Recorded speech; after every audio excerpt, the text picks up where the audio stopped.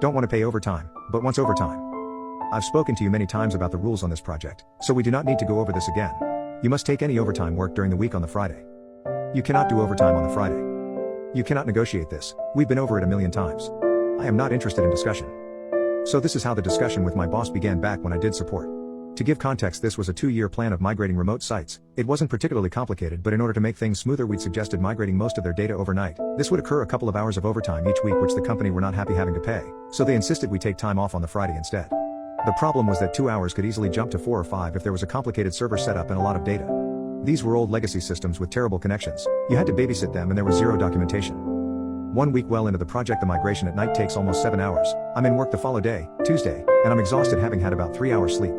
I'm refused the day off as it must be Friday. By Friday I have recovered and I'm looking forward to my 30-minute working day at this point.